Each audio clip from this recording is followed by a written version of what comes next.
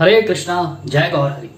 मैं अतुल्य निमाईदास आप सभी को प्रणाम करता हूं और आप सभी का स्वागत करता हूं 5 minute daily dose of Bhagavad Gita series में। तो हम पहुंच गए हैं पहले अध्याय के आखिरी श्लोकों पर। जी हाँ, 44, 45, 46 ये आखिरी के 3 श्लोक हैं इस चैप्टर के, इस अध्याय के। तो हम तीनों एक साथ ले रहे हैं। तो देखिए क्या कहा गया है। ओह, कितने आश्चर्य की बात है कि हम सब जघन्य पाप कर्म करने के लिए उद्यत हो रहे हैं। राज्य सुख भोगने की इच्छा से प्रेरित होकर हम अपने ही संबंधियों को मारने पर तुले हैं। यदि शस्त्रधारी धृतराष्ट्र के पुत्र मुझ निहत्थे तथा रणभूमि में प्रतिरोध न करने वाले को मारें तो ये मेरे लिए श्रेयस्कर होगा। संजय ने कहा। युद्ध भूमि में इस प्रकार कहकर अर्जुन ने अपना धनुष तथा बाण एक ओर रख दिया और शोक संतप्त चित्त से रथ के आसन पर बैठ गया। तो अर्जुन महाराज यहाँ कह रहे हैं कि हम वो बड़े अफसोस कर रहे हैं और बड़ा आश्चर्य भी हो रहा है कि लोग इतने जघन्य पाप कर्म करने के लिए उद्यत हो रहे हैं। फिर देखिए, हमने डिस्कस किया था ना पिछले श्लोक में, पाप फिर से एक बार अर्जुन महाराज हाईलाइट कर रहे हैं, पाप कर्म करने के लिए उद्यत हो रहे हैं और इस पे आश्चर्य कर रहे हैं। यकीन नहीं हो रहा उन्हें कि मरने मारने के लिए तैयार हैं बिल्कुल। आज हमें आश्चर्य होता है, डेली पेपर में हम पढ़ते हैं इसने उसका कत्ल कर दिया, वो कत्ल करके भाग गया, उसने इसको मार दिया, बच्चे को मार दिया, बच्चे ने बाप को मार दिया, बाप ने माँ को मार दिया, उसने इसको मार दिया।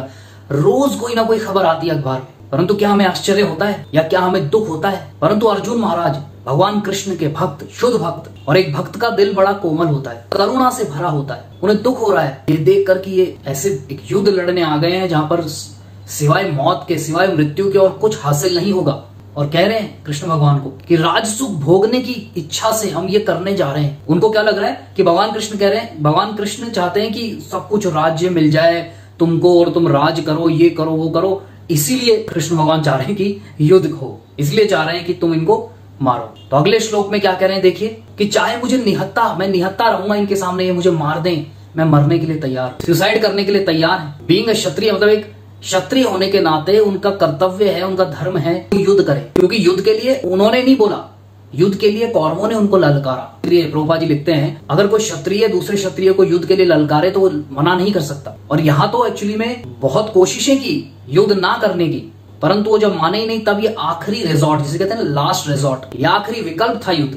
तो ये तो करना ही था। अब भी वो अगर नहीं करना चाह रहे और अपनी जिम्मेदारियों से भागना चाह रहे हैं, अपने कर्तव्य से भागना चाह रहे हैं, तो वो गलत है। और वो कह रहे हैं कि अगर मुझे मार भी दें तो ऐसी मौत मेरे लिए बड़ी श्रेयस्कर होगी। जीतना मेरे लिए बड़ा नहीं है, मेरे लिए मरना बड़ा है। अब इस लेवल पे आ गए थे वो, जो आसक्ति थी अपने परिवार वालों से वो पूरी तरीके से उनपे हावी हो चुकी थी। उनको सही क्या है गलत क्या है अब नहीं दिख रहा था। बिल्कुल आंखें, जिसे कहते हैं ना कि दिमाग की बत्ती जो थी उनकी बिल्कुल बुझ चुकी थी, शॉर्ट सर्किट हो गया था उनके दिमाग। और लास्ट श्लोक में क्या कह रहे हैं देखिए कि ऐसा बोल के और अपना धनुष बाण साइड में रख दिया और चुपचाप रथ पे बैठ गए। और पहले क्या हुआ था, एकदम खड़े हुए, भगवान लेके चलो रथ को, दोनों सेनाओं के बीच में मैं देखना चाहता हूं। और अब क्या हो गया, जब सबको देखा, स्ट्रेस आया, फिर टेंशन आई, डिप्रेशन आया और अब सुसाइड के लेवल तक पहुंच गए। तब खड़े हुए थे एकदम जोश में और अब जोश ठंडा, सब कुछ रख रखा के वो तो बैठ गए। परंतु क्योंकि दोबारा से इस चीज को दोहरा रहा हूं, प्रभुपाद जी भी इसको दोहराते हैं कई बार कि अर्जुन महाराज ऐसा इसलिए कर रहे थे क्योंकि वो भगवान के शुद्ध भक्त थे।